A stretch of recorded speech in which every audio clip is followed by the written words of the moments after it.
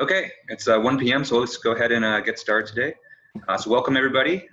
This is our second lecture this week on Thursday. So how's everybody doing today?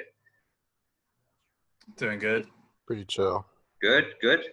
So today, we're going to start a new unit on present worth analysis. But first, Caleb, who's one of one of the students in the class, has a presentation about Baja SAE. So I told him I would give him the first, 5-7 minutes of the class to give that presentation.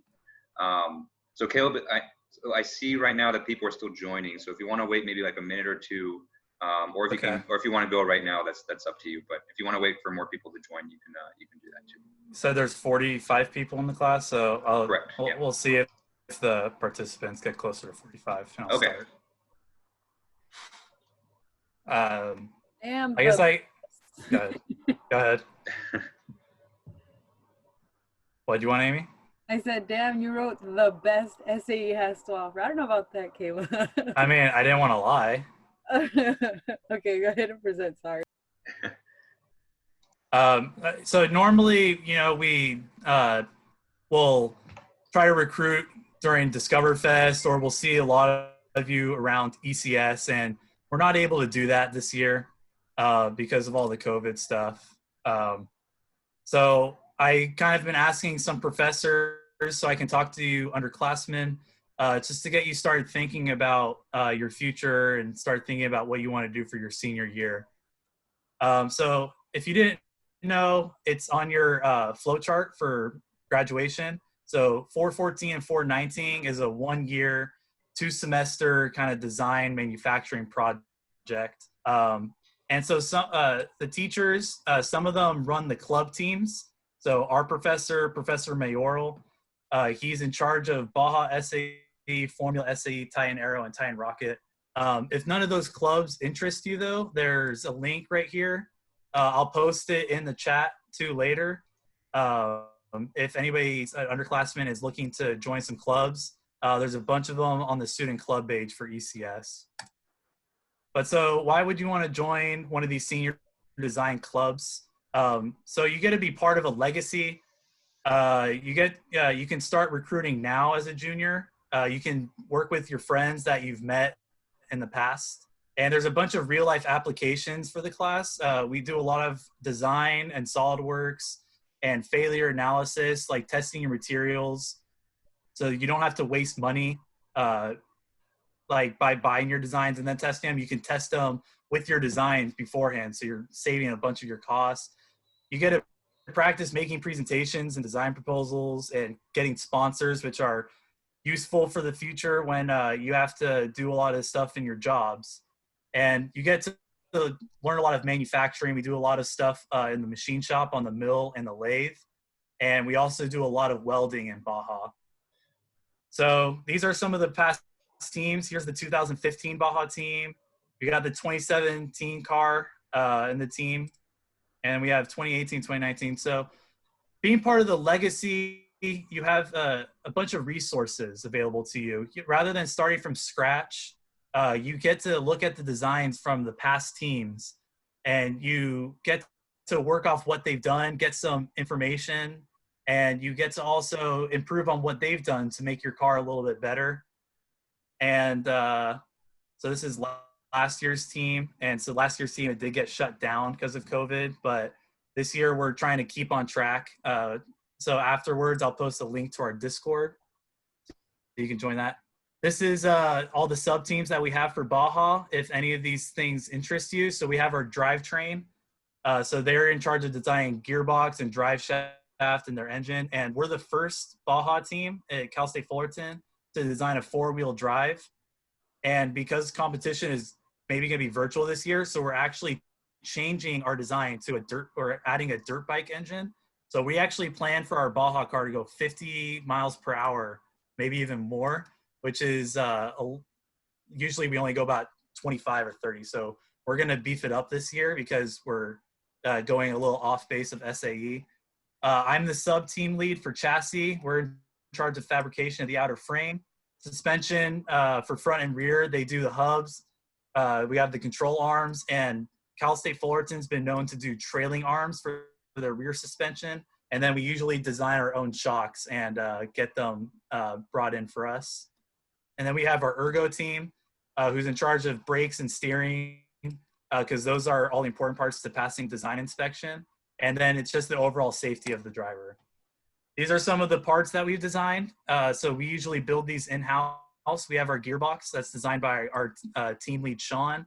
This is an example of our front suspension assembly. This includes the control arms and the shocks and the hubs. And then these are some of our chassis from the previous year. So this is the 2017 Atlas car. And this is 2 years ago, the 2019 Mayor, which they sent out to be fabricated. And so we did all of the welding ourselves though. So this is rear suspension. So this is an example of the rear assembly. And we get a lot of hands-on welding experience in Baja. So Eddie last year for rear suspension, he was an amateur when it came to welding, but we have a lot of experienced welders in SAE. And so he picked up advice from them and he worked at it for months and months. And he built this whole rear trailing arm himself with welding. And it came out really well. We were really proud of Eddie with all he learned. Some of those things that you see in the shop. So this is the lathe machine. So last year's drivetrain member, Valerie, is showing 2 of our current members how to do coding on the lathe. And on right, we have Jose, who's making a CV axle. And our drivetrain team was one of the best drivetrain teams we've had in a long time. And then we have our front hub for front suspension was designed in the mill machine. And then this was last year's car with everything put into it. The next phase after manufacturing and testing on the computer for failure analysis is we go out and test. We like to do our own fun events testing our car. You don't want to have the first time you test your car to be at competition. If you see right here, the front suspension buckled after the endurance comp, and afterwards they had to spend the whole day of the first day of like a 3-day competition. They had to fix it, and it just really put a damper on the competition. So we do a lot of fun things where we'll pick a weekend that works for everybody, and we'll test out all of our other cars because we have 2 cars from the previous years to also test along with our own that we build. Or sometimes we'll organize with other schools and we'll just do a little fun race, make a whole day, have a real fun time of it.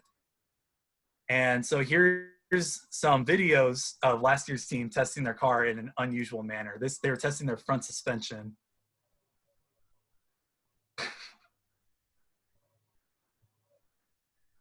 So that was Jose and Rick testing out the front suspension. And then they were testing out the shocks.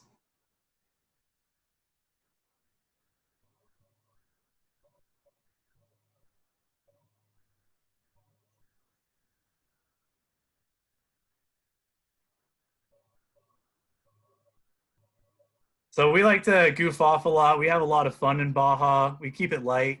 But overall, it is a team competition, a project, and you get what you put into it. It's a real, it kind of gives you nostalgia of if you were in a high school sport, because it's a team and you're going against other schools. And so you get really close with the people around you. It's a lot of fun. It's something to consider when you're picking your senior design to join one of these clubs. So Baja, we do a lot of fun things. We have our Discord page. On the left, you can see some of our servers. We do a tutoring for underclassmen. So we've taken a lot of the classes you've done. So if you ever have trouble with homework, we can help you out with that. Class info, we can provide, like some advice on which classes to teach or which classes to join when you're enrolling. And we do some other fun stuff. We post memes, we do jokes and stuff. Just keep it light, keep it fun. And I have another presentation with another professor. So after his class, I'll be doing a Zoom meeting at 4. If anybody has questions, they can talk to me. I can kind of point you out who are the team leads for our year. And just, hope you decide to join Baja or some of the other clubs. So thank you. Great. Thanks, Caleb. Yeah, so I'll add a little bit too in that, these student projects are really great opportunities because it's really a chance for you guys to get experience with a real life engineering situation outside of the classroom. So, from my perspective, as a faculty here, we try to teach you, everything that we can, but there's a lot of limitations of what we can and can't do. And so, a student project like this really kind of breaks a lot of those limitations and lets you do things that, you wouldn't normally, experience in the classroom. So, if you have the opportunity to join a project like this, especially if you're a junior, I'd say, it's definitely a really excellent opportunity to get experience, right? So thank you, Caleb. Does anyone have any questions for Caleb about Baja that he can answer maybe before we get started today? I can answer them by the voice, or, if we want to just get started class, I can answer questions in the chat privately. Okay, yeah, that works too. So if people have questions, you can message Caleb in the chat, and then he can answer you there. Okay. Oh, Caleb, you got a question in the chat. All right. Sorry. Testing is very important. We tested it out to see if we could sustain running into a tree. All right. So thank you, Caleb. That was great. Okay. So back to our regularly scheduled programming. So kind of like what I mentioned at the beginning of class today, that the plan is we're going to move on to our next set of lecture notes, which is called present worth analysis. So we took a little bit of time to get here. So, if you look at kind of the schedule, we're a little bit behind. But, I really want to take the time to go through the previous set of lecture notes, because that kind of forms the foundation of everything that we're going to be doing, at least for the next few weeks. And so what you'll see, the subject for this week is called present worth analysis. And all we're basically doing is applying kind of a lot of the stuff that we learned and actually using it to solve some dilemmas that you might have for the economics for an engineering project. And so I want to make one quick comment before we start. So this class, I think, the chat is probably most active out of all my classes. So, I don't mind it at all, because I think, if you guys are having fun with it, I think that's great. But try not to push the chat up too much, just because, people send questions through the chat for me, and I need to be able to see that, in relatively quick amount of time. So, I don't mind you guys having fun in the chat, but just try not to push it up too much, just so I can see when people ask questions. Okay, so let's go ahead and get started. Oh, are there any questions about what we covered? I know Tuesday we had the lecture on entrepreneurship. Any questions on that, or just anything in the class before we really get started today?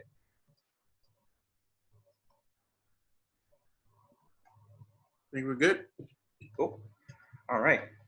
So the subject for this week, or for today, probably today and next Tuesday, is present worth analysis. Okay. And so up to this point, we've covered, this idea of compound interest. We've gone over all the basic cash flows. So we've gone over present sums, future sums, uniform series, and arithmetic gradient. Okay. So we know kind of what, how we can quantify, and we kind of know the language now of engineering economics. Okay. So actually, if you compare this to like a physics class, at this point, we can kind of see that we've gone through the kinematics. So, we've basically gone through the language and the vocabulary and kind of the basic kind of ideas and concepts behind, what engineering economics is. So now we're actually going to use it to do stuff. Okay? And so the idea with present worth analysis is that, we're going to be using all the knowledge and the concepts that we've been building up so far, and we're going to be using it to perform comparisons.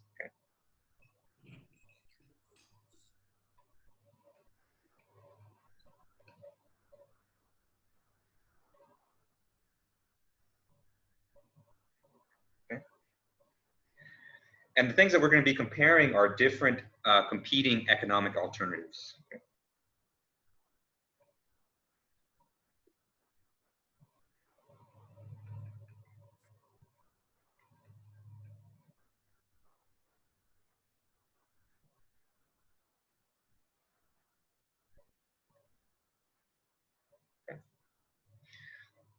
Because what tends to happen a lot when you're doing an economic analysis, or you're budgeting for your engineering project, is that you're often going to be presented with a lot of different options. So like say you need to buy like a new lathe or something for your machine shop. Okay? So oftentimes there's going to be more than one company that offers you a lathe, right? So you have company A, company B, company C, maybe like a company D, right?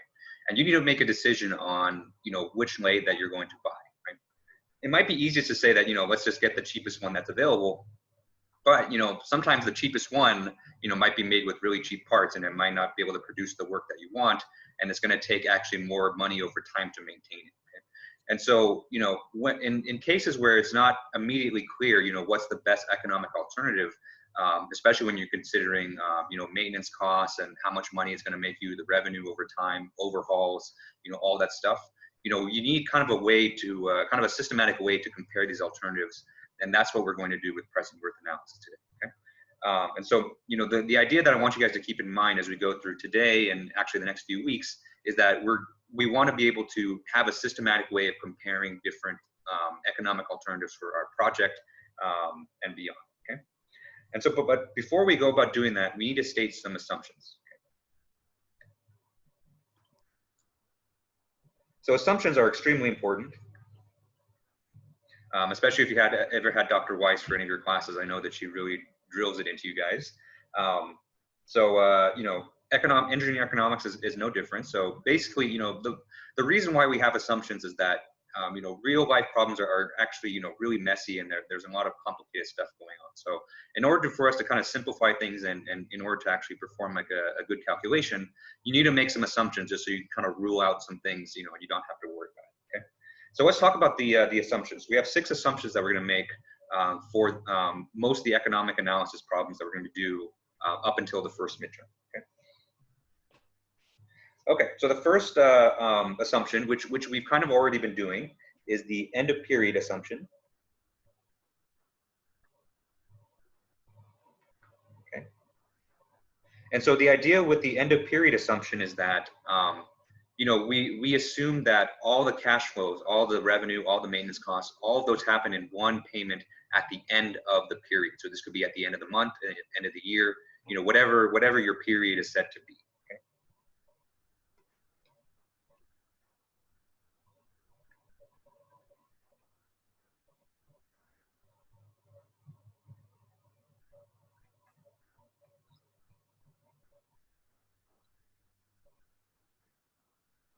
Okay.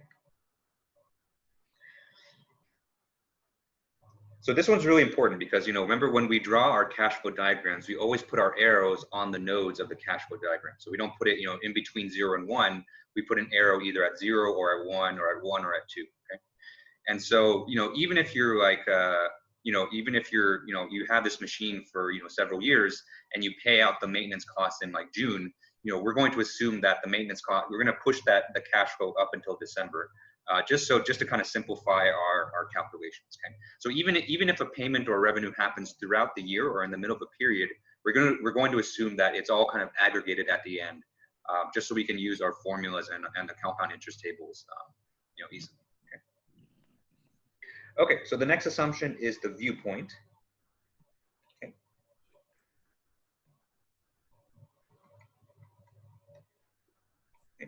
And so the idea with the viewpoint is that, anytime you actually make an economic transaction, like you're purchasing something for something, or you're investing something, or you're getting money, there's always 2 perspectives. So you're either, the perspective of the person that's buying it or the person that's selling it to you. Okay?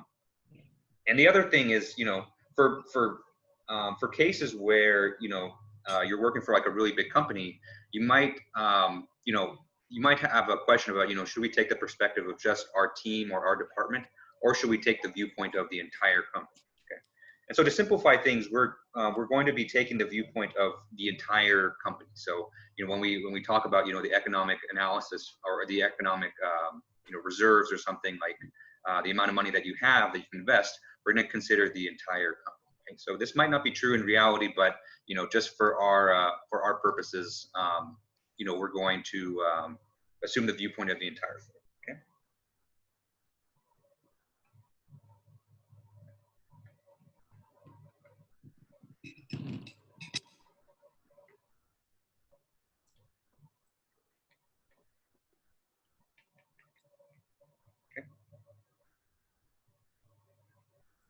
Okay. And 3. So 3 is the assumption on sunk costs. Okay. Is there a question right now? I kind of hear someone's microphone going off. Okay. Okay, so if you've ever gambled before, so you might be familiar with the idea of sunk costs. And so sunk costs are events or costs that happened in the past prior to your period of analysis. Okay. So any events or costs that happens in the past are sunk, and we don't even consider them. Okay.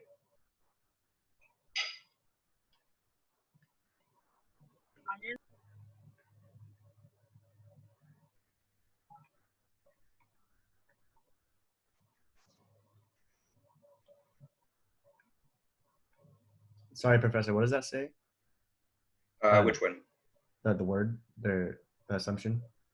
Sunk costs.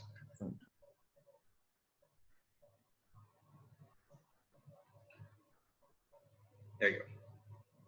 So sunk costs are just anything that happens in the past. So what you'll see when we're doing economic analyses is we're doing basically a projection from today into the future. So starting from today, what are going to be all the costs that we incur from this project?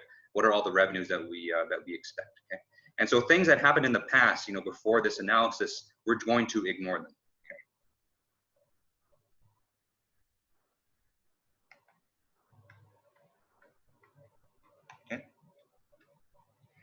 So this might seem like a pretty simple assumption, but it has a lot of implications because it's, a lot of times what companies tend to do is that, they might have a project that was, might have been unsuccessful and it lost the company a ton of money. Okay. And so once the company is considering the next project, they might be thinking about that project and say, okay, this project here has to be even more successful to make up for those costs from before.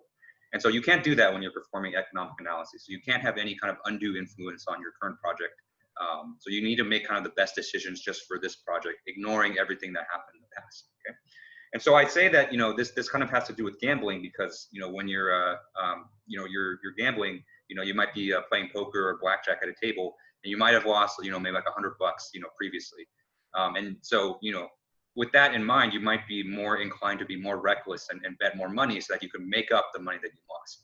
But that's a very dangerous mindset to get into. So it's not a safe thing. It's bad. So it's bad in gambling, and it's also bad in engineering as well. Okay. Are there any questions on these assumptions so far?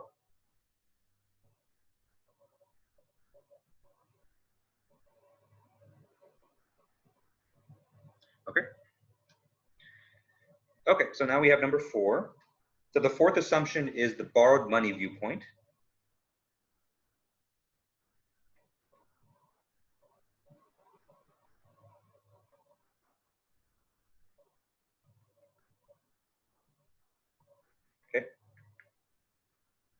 As this is not so much an assumption as it is just kind of keeping staying organized. Okay, and so and this is just a little bit of vocabulary. And so what we assume for this is that anytime we obtain money for a project, that's called financing.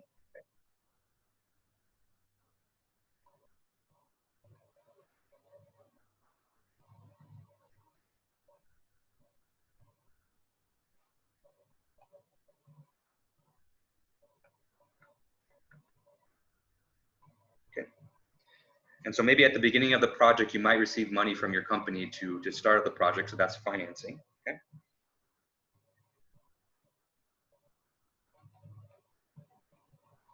And so when you spend that money for your project, this is called investing. So it's just a little bit of vocabulary. Right? Usually this doesn't come into play all too much, but just to kind of make those ideas clear.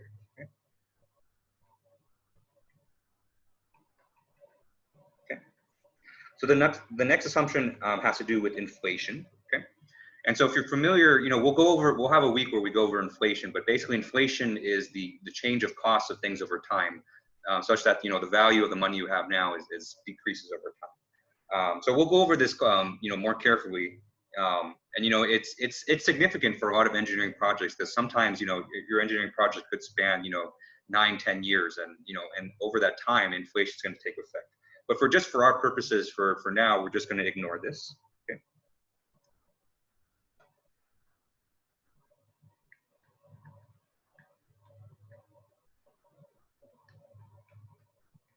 Okay. And so the last assumption has to do with taxes. And so again, taxes are obviously something that's really important. But we're going to have a week or two to go over taxes too. But for now, we're just going to ignore them.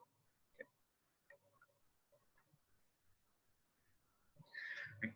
If only we could do that in reality. Okay. So those are the 6 assumptions. So from now on, I'm going to assume all those things. But out of these, I would say, probably the one that's most important would be the end of period assumption. And so, when we draw our cash flow diagrams and when we apply the formulas, we're going to assume all the cash flows happen at the end. And I would say the last 2 here are probably important too, because we're going to ignore the effects of inflation and taxes.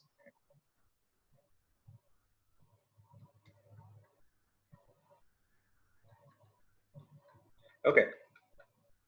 So let's talk about, what is it that we're actually going to be doing in present worth analysis, okay? So at the beginning of class today, I said, we're going to be doing nothing more than just applying what we've learned already into an interesting context, okay?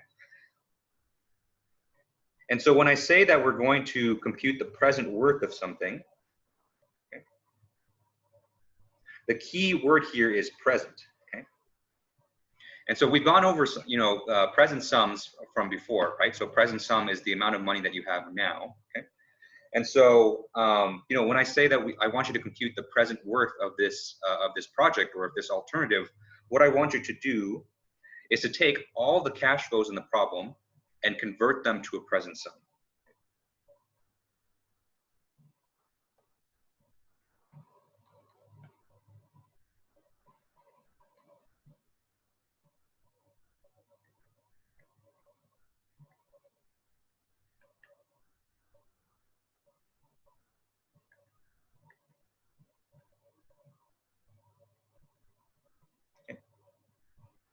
And so what you'll see, once we do an example, is that we'll consider maybe buying a certain machine. So that machine might have an initial cost. It might have a maintenance cost. That's going to be a uniform series, and it's also going to have a revenue on how much money that the machine might be making us over time. Okay. So in order to compute the present worth of that machine, what I want you to do is to take, those uniform series and convert them into a present sum, okay? So basically all the cash flows within a project converted to a present sum, okay? And then once you do that, since everything is gonna be in the same form, so they're all gonna be present sums of money, what you can do is you can add up all these together.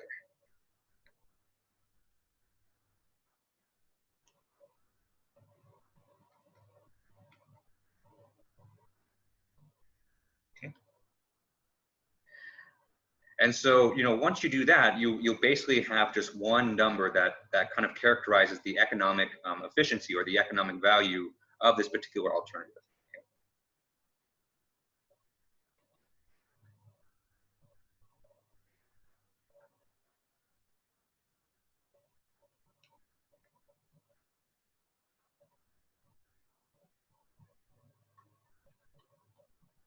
Okay. And so once you have that, you can basically, you'll be doing this basically for all the different alternatives that you have. So you're going to have, a present worth of maybe option A, present worth of option B, present worth of option C. Okay. And so once you have that number that characterizes the overall economic value of those options, all you have to do is just to pick the one that's the greatest one.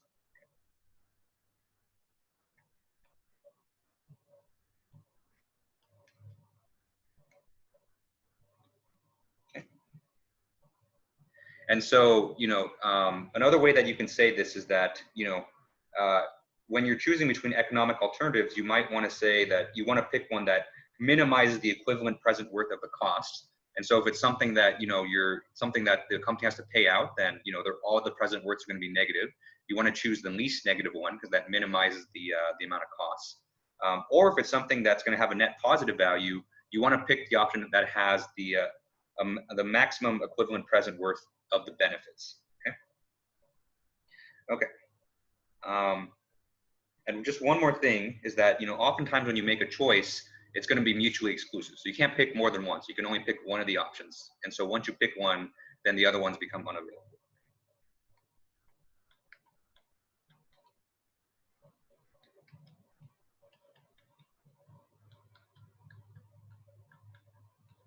Okay. All right. Any questions on this before we turn the page? Right, so the question in the chat is pick the greatest value from where again? So what you'll see is that, once we do some example problems, I'll give you a certain option, right? So I'll give you option A, and these are all the cash flows that are associated with option A, and option B will have all its cash flows too. And so what I want to ask you to do is to take option A, take all the cash flows and compute one single present worth, or one P value for it. And then for option B, you're going to compute one P value for that. And then you're going to pick just whichever P value is the greatest. You'll see once we do problems, it's not as complicated as I'm kind of making it out to be. It's very, very intuitive. Mm-hmm. Okay. So there's just one more caveat that we have to go over before we do an example, and that's the time period for analysis.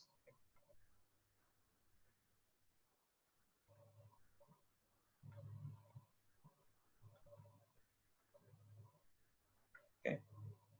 And so since we're going to be comparing different economic options, it's possible that each economic option might have a different project life.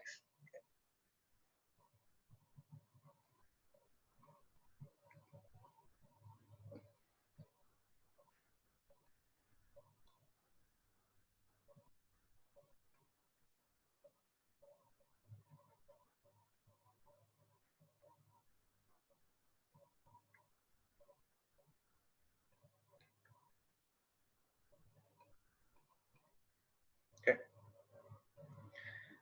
And so one example of this might be, maybe say you're considering like a pump that you're going to buy for your plant, right? And maybe option A, the pump, is stated to last for 3 years, but then, option B, you can buy a pump that might last for 6 years. Okay?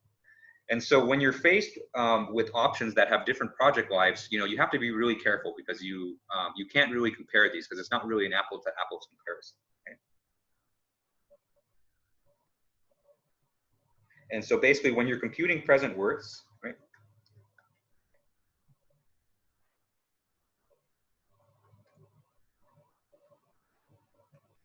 Okay.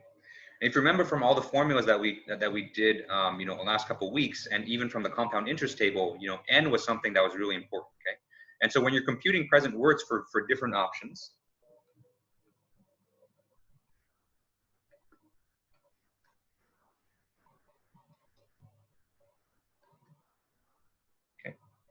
their project lives have to be the same, or the time period of analysis has to be the same.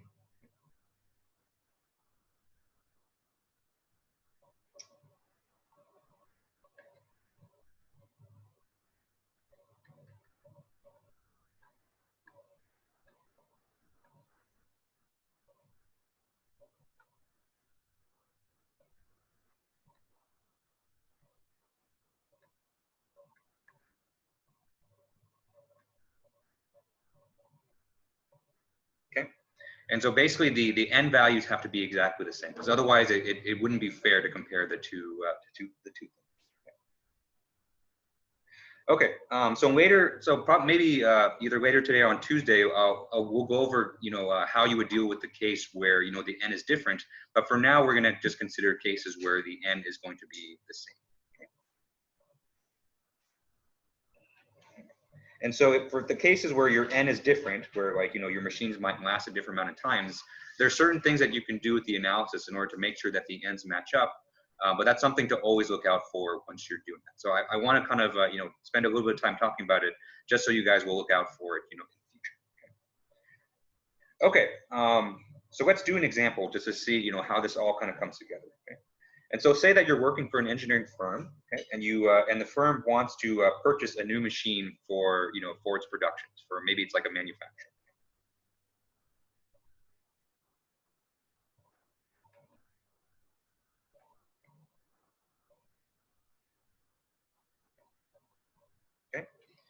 And so, you know what type of machine it is, and then you're going to go out to your vendors and you're going to see, what are your options. And then there are two vendors that kind of stand out the most to you. Okay? So let's go with option A first. Okay.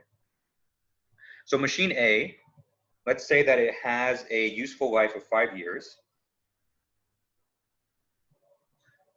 And so it'll work for 5 years before, it might not work as well anymore.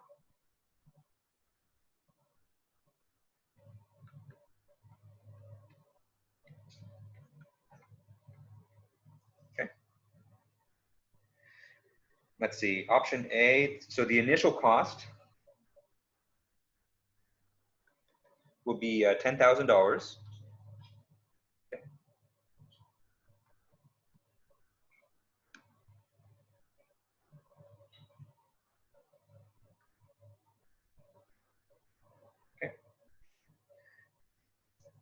And if you purchase this machine, what's expected is that due to the work of the machine and saving on labor, it's going to save the company $3,000 per year.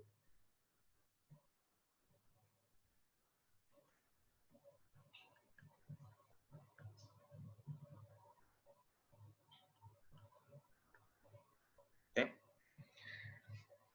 And so you might see this terminology in these kinds of problems, going forward. So when I say that a certain machine or a certain option saves the company, some money, you can consider that a revenue because that's $3,000 more that the company is going to have per year as a result of purchasing this machine versus another. Okay. Okay, so that's option A. Okay. And so, in order to compute the present worth of this machine, we have two different cash flows here, right? And so we have an initial cost of 10,000. So this is already in P. So this is good. Okay. And the next thing we have is a revenue. Okay. Right. And so this revenue is something that happens every year. So it's a recurring revenue. And so this is a uniform series. Okay. So it's an A value. Right? Because it's something that happens every single year, and it's the same amount every single year from there. Okay. And so in order to compute the present worth, what we need to do is we need to convert this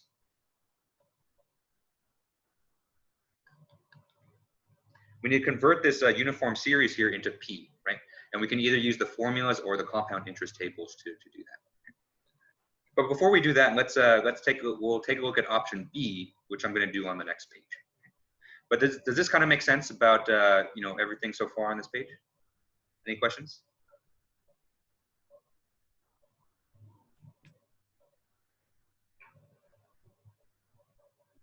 Okay. Okay, so that's option A. So let's look at option B. Okay. So option B also has a useful life of 5 years. Okay.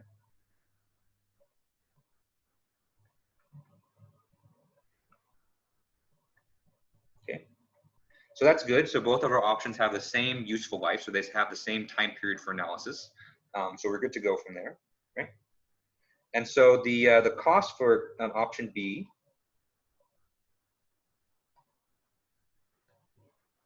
will be $13,500. Okay. So it costs 35% more than option A. So that's that's not good. Okay.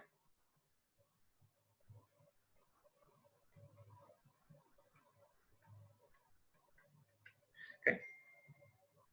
And so let's talk about the cost savings. And so if we buy option B, what's expected is that it'll save the company $3,000 in first year. Okay. So the first year that you use the machine, it's going to save the company $3,000. So you can think of that as a $3,000 revenue. And then from there, it's going to increase. So every year after that, it's going to increase by $500. Okay.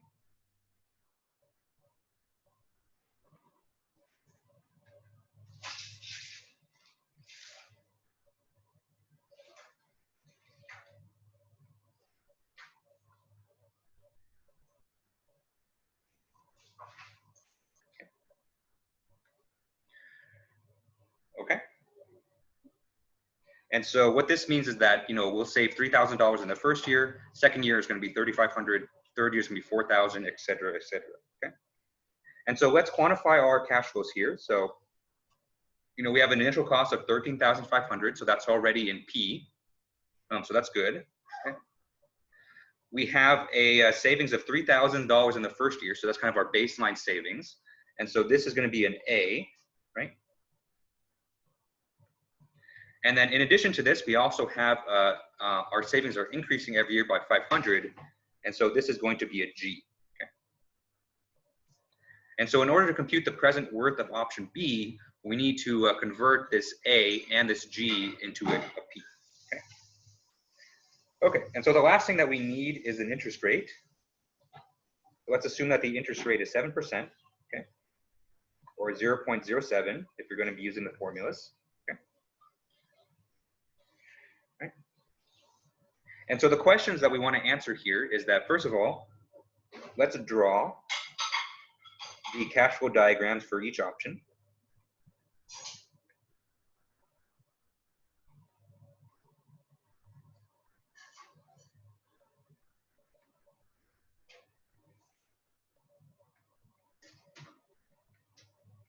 Okay. And two, after we draw the cash flow diagrams, let's compute the present worth for both options.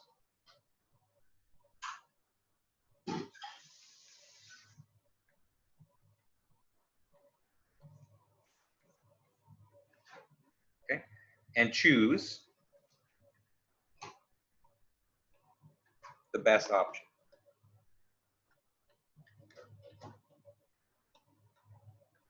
Okay.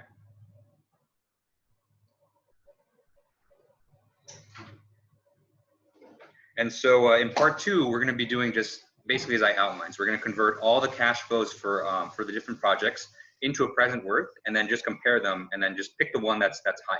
Okay. All right. Any questions on this?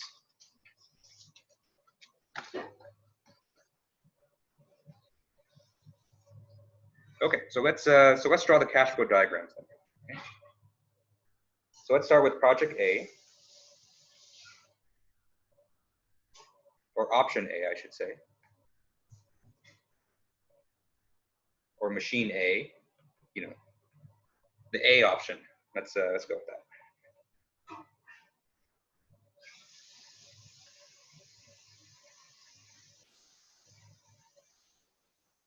Okay.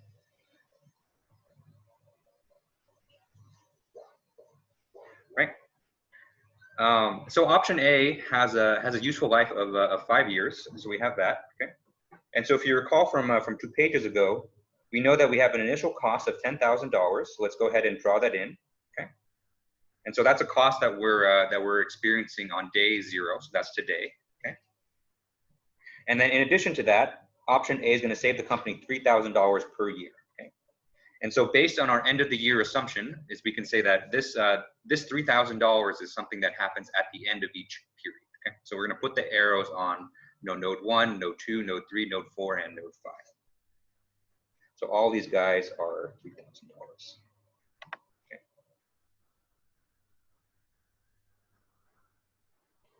Okay. So that's option A. And so let's think about option B.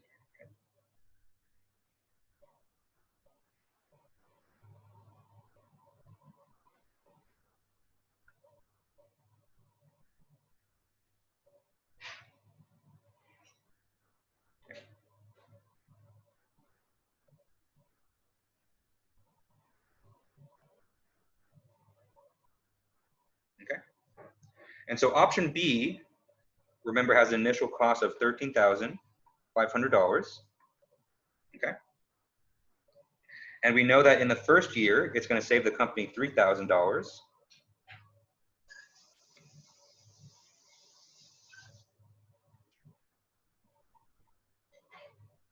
Okay.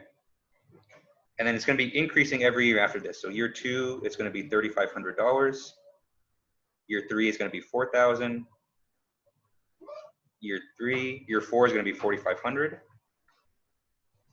And then year 5 is going to be $5,000. Okay. Okay. So those are the 2 cash flow diagrams for the 2 options. Okay.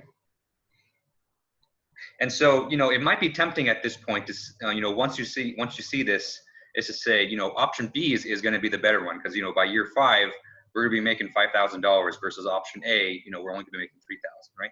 So, but in option B, you know, we spend a significantly amount, a pretty big amount more than option A. So we're paying 35% more.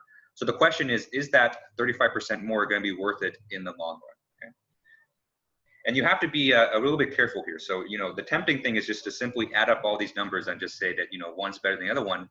But remember, all this happens over time. And so, you know, in order to actually properly compare these, is we need to take the interest rate into account, and we need to, and the way we do that is to use all of our compound interest formulas that we went over the last couple of weeks.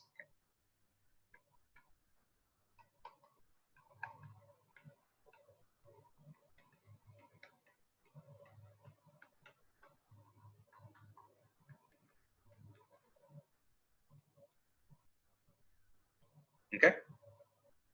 Any questions on the cash flow diagrams?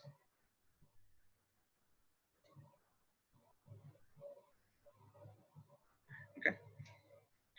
Okay, so let's actually compute their present worths now.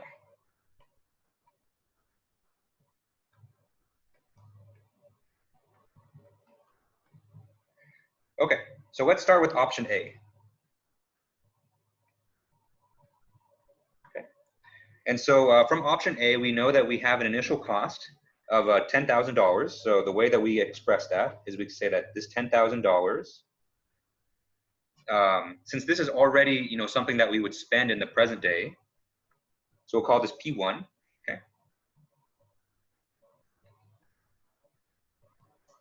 And so the other thing that we have from option A is the revenue of $3,000 per year, or a savings of $3,000. Okay. And this is a positive $3,000. Okay. And so in order to you know, find its present worth, we need to convert this $3,000 into P. Okay. And so you can either do this with the formulas that we went over, or you can do it with the you know, with the compound interest table. And so in this particular problem, I did it with the formulas. Okay. And so let's take our P and A formula. So we can say that P is equal to A times 1 plus I raised to the n minus 1 all over I times 1 plus I to the n. Okay. And so we have everything we need in this formula. So we know that A is 3,000, our I is 0.07, and our n is equal to 5. And so if we plug all this in, what we get is $12,300.59. Okay. And so this would be like P2 right here. Okay. And so now that we have all the cash flows in this option converted to P, we can just simply add together to get the present worth for option A. Okay. So we can say that PA is equal to P1 plus P2. Okay. So we simply add together this $10,000 and this $12,000 right here, and we get $2,359. And so, you know, this number is kind of one number that kind of represents the economic value of option A. We put it in terms of its present worth, or how much money is it worth to us today. Okay. And so if we went with this option, you know, it would be kind of the equivalent if someone just took $2,300.59 and then just gave it to you right now. Okay. All right, any questions on this? Professor, does that say 12,300? Yes, 12,300. Mm-hmm. Okay. Did you use 0.05 for I and then 5 for N? I used 0.07 for I. And 7%. Yeah. My bad. Thank you. Mm-hmm. Mm-hmm. Is 10 or is P1 negative 10,000? Yeah, P1 is negative 10,000 because it's an initial cost. And then, so then it would be 12,300 minus 2,000? Yes. Mm-hmm. Oh. Yep. Yeah, so you have to be careful here. So anything that's going to be a cost, so like an initial cost or like a maintenance cost, those are going to be negative because, you know, those are money that you're paying out. But then any revenues or any salvage values, those are going to be positive, and that's going to be money that you're bringing back into yourself. Okay? So you want to get your signs correct, because otherwise it's you know, it's not going to be good. Okay, so that's option A. So option A was relatively simple because we just had two different things. So option B has a little bit more going on. Okay.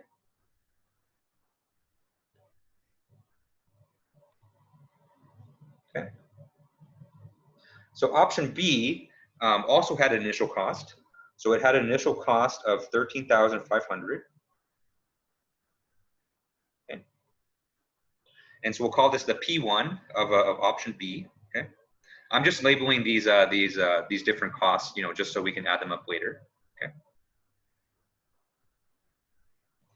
And so option B also had a uniform series of 3,000. Okay. So we can actually, you know, compute that in exactly the same way. Okay.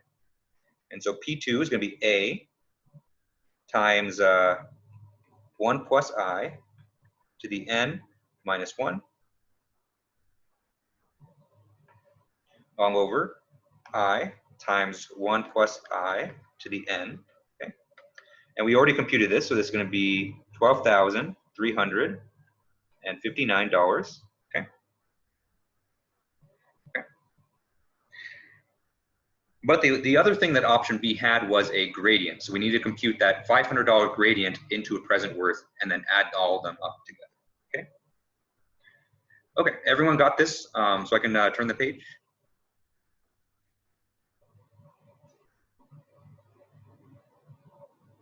Yep. Okay.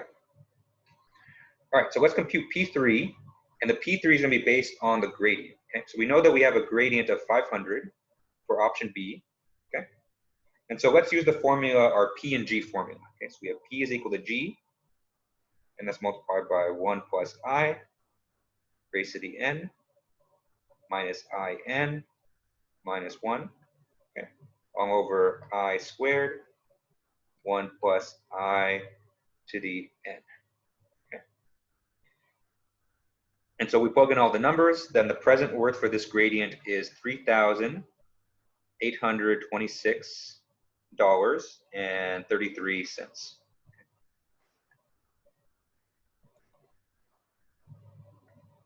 Okay.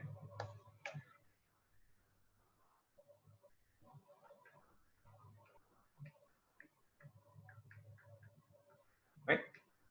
And so just like we did with option A, we're going to add up all our P's together. But in this case, we have 3 P's. Okay. So we have the P from the initial cost, we have the P from the uniform gradient, or the uniform series, and the P from the arithmetic gradient. And then the total present worth for option B is $2,623.92. Okay. Okay. And so now what we have is basically the present day value of both of these options. Okay. And so basically, you know, if we went with option B, you know, it's going to take 5 years, but it's going to be the equivalent of someone just taking a wad of cash worth $2,623 and just giving it to you right now. Okay. Okay, so there's a question in the chat. So the question is, does the gradient formula already take into account that the G starts in year 2? Yeah. So remember, you know, the G, you know, by default always starts in year 2. Because you know, the standard form for the gradient is that it starts out at 0 in year 1, and then year 2, that's when it starts actually ramping up. And so you know, the fact that it starts in year 2 is actually the standard form for G. Yeah. Mm-hmm. Yep. Okay. So let's compare the present worth for our 2 options. Okay. So for option A, we have $2,300, and for option B, we have $2,600. Okay. So if you're the company, you know, and you're given these numbers, which option should you go with?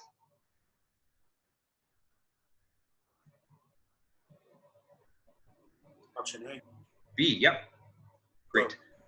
All right. So the correct option is option B. Okay. Because if you pick option B, you're going to end up with more money than if you did with option A. Okay. So option B, you invest a little bit more in the beginning, but over time it's going to be worth more because we have that grade. Okay. So in this particular case, you know, the maybe what you might have expected from before, that was actually the case, you know, but it's important to actually run through these numbers and to incorporate that interest rate in order to get the actual result. Okay. And so we did this formula with the compound with all the formulas, but you could have easily done this with the tables as well. So, you know, again, I'm not restricting you to using one or the other. You know, just pick the one that you feel most comfortable with. And actually, the next example, you know, I'm going to use the tables just so you can kind of see how that works out. Okay, are there any questions on this? Professor, so we couldn't just do the basic arithmetic that you said because we have to take into account interest, you said, right? Exactly. Yeah. So because the project lives for these are 5 years, basically what you're saying is that money, you know, over time, we know that the value of money changes over time because of that interest rate, right? So you can take that, you know, $10,000, 13,500, and you can just invest it in a bank at 7% interest rate. Okay? And so that's what we're basically saying is that, you know, because these things happen over a long period of time, we need to take that interest rate into account because that's going to affect the value of our money over time. So you can't just simply add them up because all those cash flows happen at different times.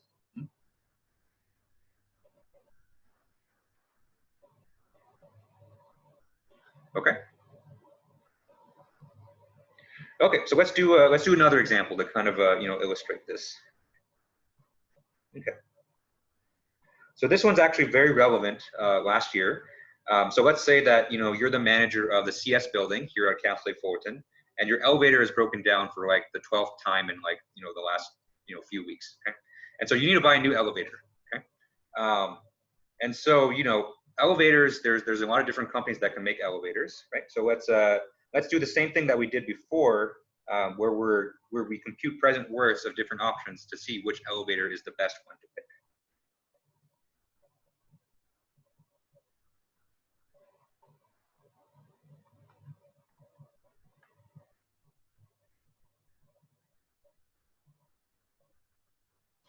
Okay. So in terms of performance, you know, out of all the options that you've considered, you know, both these elevators should be able to do its job. So they have like maybe the same maximum capacity, they have the same speed. Okay. And so the only thing that you're comparing is the cost, basically. Okay. And so in this case, this is a situation where we're going to have an initial cost, but also maintenance cost over time. Okay. And so this is a little bit different than the previous example because an elevator doesn't really make money for your company. Okay. But it's kind of a necessary thing. Or not, you know, maybe we'd all be in better shape if we're forced to take the stairs all the time. And so what we want to do here is we want to minimize the present worth of the cost. Okay, so let's go with let's talk about option A first. So option A is going to be Otis. Okay, so Otis is a really big elevator company. Okay? And so if you buy an elevator from Otis, you know, the quote that they gave you is it's going to cost you $35,000.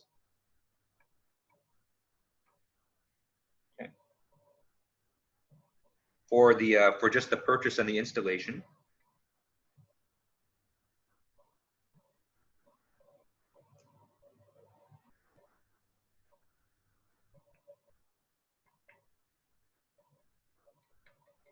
Okay. So that's going to be your initial cost. Okay. And so you know, in addition to this, Otis says that, you know, you're going to need to maintain this elevator, and the maintenance costs are going to be $5,000 per year.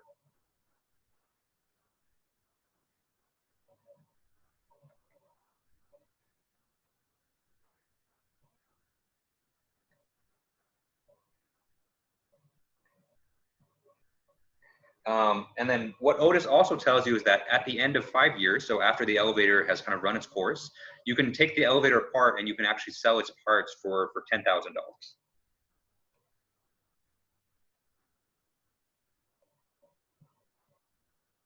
Okay, so this is going to be a salvage value.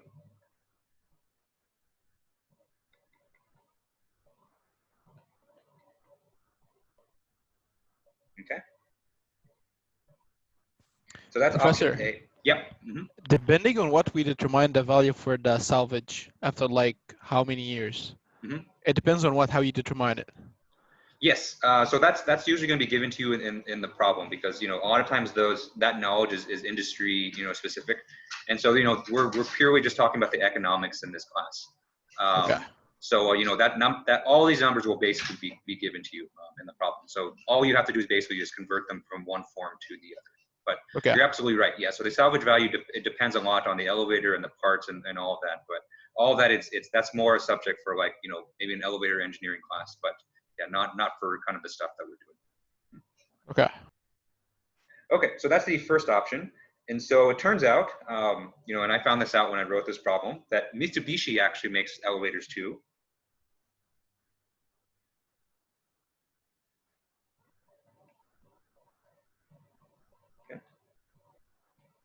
And so let's quantify the Mitsubishi elevator. And so Mitsubishi says that we can give you the elevator with the same specs, but it's going to cost you $50,000 for the purchase and installation.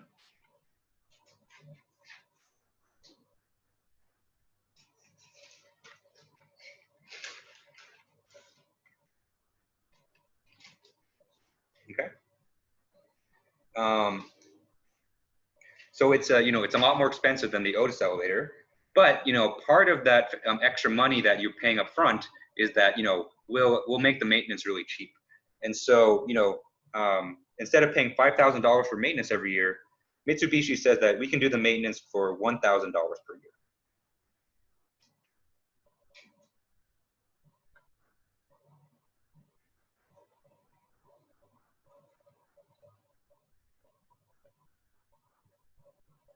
Okay.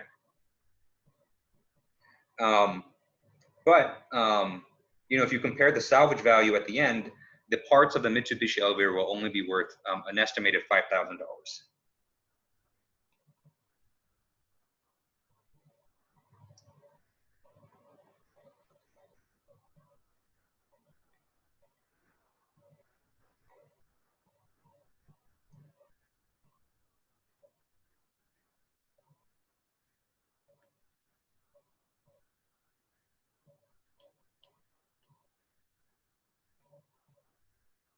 Okay.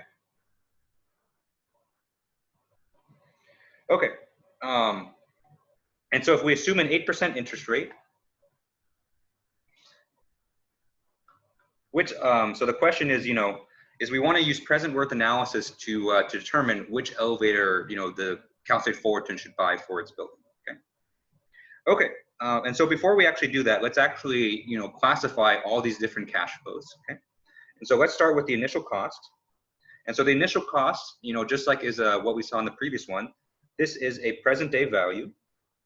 Okay. So that's already in P. And so we don't need to do any conversions for that. So that's okay. Okay. Next, we have the maintenance. Okay. And so since the maintenance, this is a recurring cost that happens, each year, this is going to be a uniform series. Okay, so these are going to be A's. Okay. And then finally, let's talk about the salvage value. Right. So the salvage value is something that's going to happen, 5 years in the future, and it's going to be a one-time payment. Okay. And so the way that we classify this is that this is a future sum.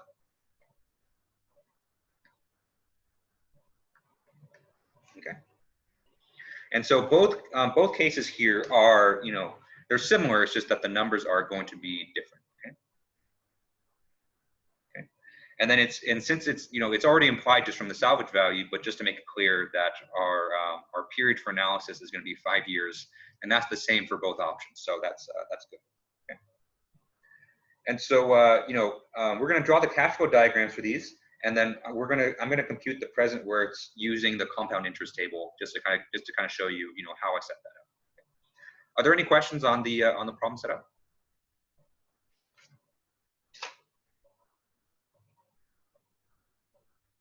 Okay. Okay. So first, let's draw the cash flow diagrams. So first, let's do Otis. Right.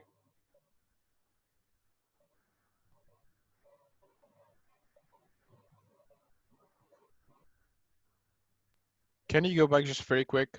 Yep.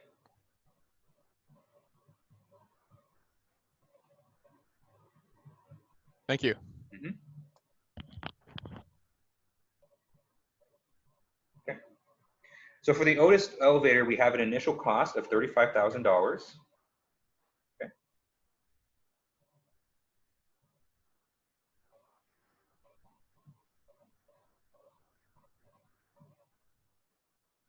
Okay. And so in addition to that, we have a maintenance of $5,000 each year.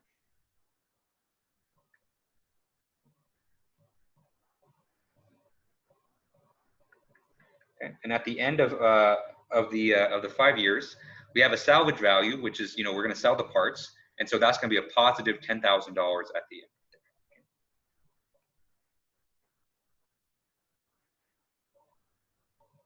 Okay. And so now let's draw the cash flow diagram for Mitsubishi.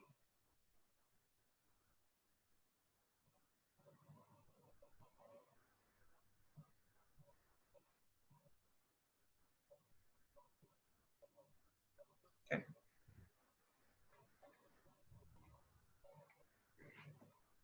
Okay, so we have an initial cost of $50,000 for Mitsubishi. Our maintenance costs each year are only going to be $1,000. Okay. And then our salvage value at the end is going to be $5,000. Okay. Okay. And so now that we can kind of visualize these cash flows, you know, we can take the numbers and compute the present worth. Okay. Any questions on the cash flow diagrams for these guys? I guess I had a quick question. Sure. So in like the last example, we had like the savings going up. Mm-hmm. So like, could you essentially have or the Otis brand going, I guess, I don't know how could you have the one just going up 4,000 and then have Otis at 0? And like, Yeah. is it saving? So each of these are going to be different. So remember, you know, when we pick one elevator, you know, that means we're not going to buy the other one. So I hear you in that it's tempting to kind of just take these two cash flow diagrams and just kind of overlap them with each other, and then kind of do it like that. But kind of the better way to do it is that, you know, let's compute just Otis just in isolation and see what the present worth of that is, and then compare that to the present worth of Mitsubishi in isolation, because, you know, we're only going to be buying one of these, so it makes kind of the most sense to just compute the present worth of one, compute the present worth of the other one, and then compare those numbers at the end like that. But when you do have things that match up perfectly like this, it is tempting to kind of just overlap them, but it's usually the best way to do that is to do them separately, because you're going to be only buying one of them. All right, thank you. Mm-hmm. Okay. Okay, so let's do the present worths for both of these, and let's set it up so that we can do it with the tables. Okay.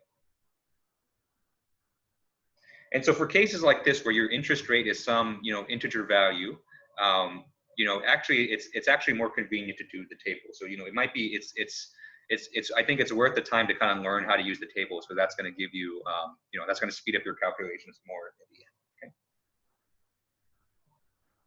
Okay, so let's do the present worth. So I'm going to use the term PW for present worth. And let's do the Otis. Okay. Okay, so for the Otis elevator, we had an initial cost of $35,000. Okay. So that's already in present day form, so we don't need to do any conversions. Okay. Okay. And so our next cash flow is a uniform series, or an A. Okay. And so we need to convert this to P. And so the way that, and you know, I'm going to introduce a little bit of a new notation here. Okay. And so what this notation basically says is that, you know, there's going to be 3 arguments here. And so this first argument, this is the conversion factor that we want.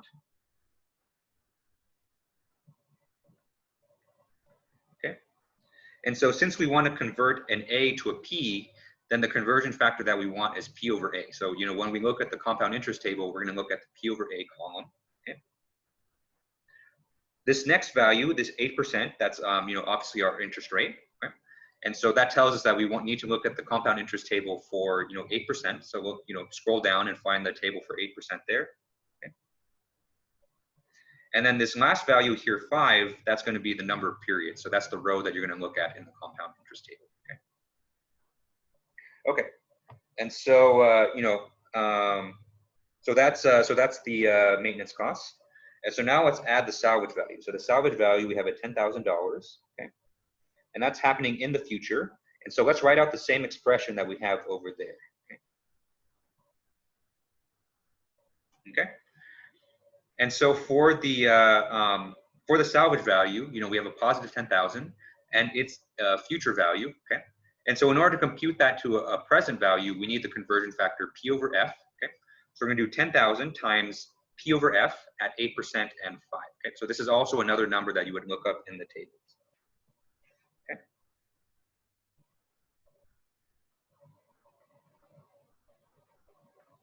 Okay. And so once you've set it up like this, you can basically just go into the tables and look up those values. Okay. And so if we look up, you know, in the compound interest tables for 8%, with n is equal to 5, and we look at the P over A value, and what we see is that this value, this factor is 3.993. Okay. Okay. And then if we look up the P over F factor in the same table, what we get is 0.6806. Okay. And so we skip having to do all the nasty formulas. Okay. Shouldn't And it so, be 5,000? wait, say again? Shouldn't it be 5,000 times 3.993? Yeah, yeah, 5,000, sorry. Yes. Mm-hmm. Okay, and then we just punch this into our calculator, and we get the present worth for the Otis elevator to be minus 48,159. Okay. And so you can see here it's a negative number. So even though we have a salvage value at the end, you know, our cash flows here are dominated by costs. Because remember, this elevator is not going to be making any money.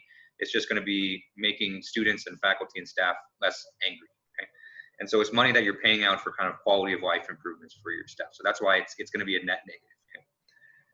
Okay, so then now let's do the same thing for Mitsubishi. Okay, so we'll have present worth of Mitsu, which is Mitsubishi. Okay, and so we can set it up to be the same way. Okay, so for Mitsubishi, we had a initial cost of $50,000. Okay, and then on top of that, we had a maintenance cost of 1,000. So to convert this to a P, we need the P over A factor, 8%, and 5. Okay.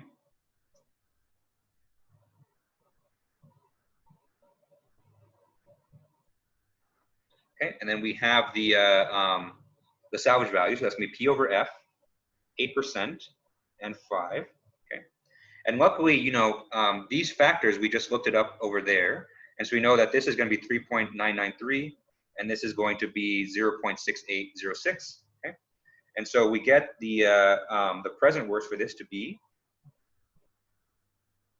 minus 50,000.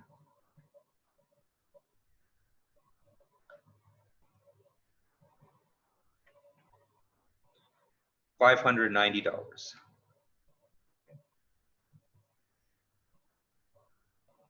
Okay. And so when you're looking at these two numbers, you know, which elevator do you think Cal State Fullerton should go into? 48. Yep. Yeah. So the Otis elevator here has a higher present worth, so it's less negative than the other one. So you know, by going with you know, the Otis elevator, you know, Cal State Fullerton is saving an equivalent amount of $2,000 a day for that elevator. Okay. So we've done basically two examples here where we've used present worth analysis to determine, you know, which option is the best. Okay. And you know, this is a really nice tool because, you know, it takes you know, a long, you can analyze this for a long period of time, and it takes the interest rates into account, right? And in the end, you get you know, 2 or 3, or you know, we'll do analyses with 3 or 4 options. You know, you get a number that you can compare very easily with each other, and you just pick the one that's the highest, and that's the one that you should go with. Okay. All right. Any questions on this example?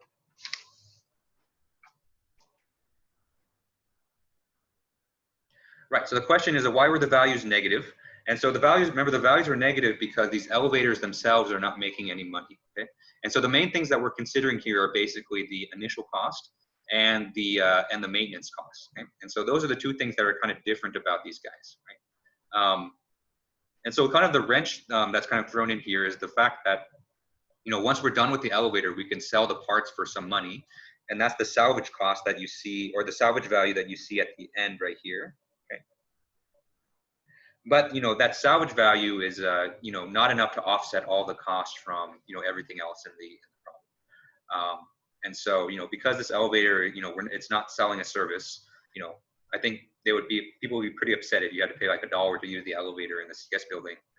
So because this elevator is not making any money, you know, eventually we get a net negative thing. Okay. Yep.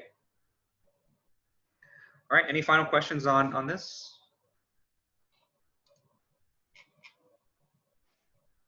Okay, so we're just about out of time. So I think, you know, we ended just kind of perfectly on time. So that's all we got time for today. And so the minute paper for this week should be up on Canvas. So if you have some time, just 5 minutes, fill that out. I think that would be great. And so that's all I got for today. So thank you everyone for tuning in, and hope everyone has a good weekend. Are we gonna have homework or not? So I'm working on the next homework. So the homework should be posted by next week. So next week the homework will be on present worth. Okay. And remember, on Thank you. Tuesday we have our guest speaker. So remember to come on Tuesday, and you'll be able to see real entrepreneurs' perspective. So it's kind of be building off what we covered on Tuesday. So I sent my friends the slides that we went over on Tuesday. So just so he kind of knows what we went over, and he's going to talk about his own experience about being an entrepreneur and working with engineers. So it's going to be really great. So you guys should definitely tune in on Tuesday to see what he has to say. All right, so thanks everybody. Have a good weekend. Stay safe, stay healthy, and I'll see you on Tuesday.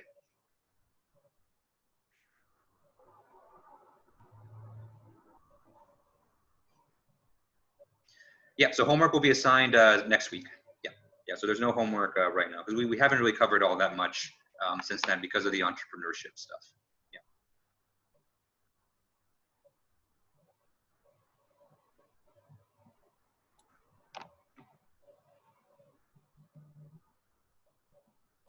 Hey, Professor, I have a random question not related to class. Sure. What's up?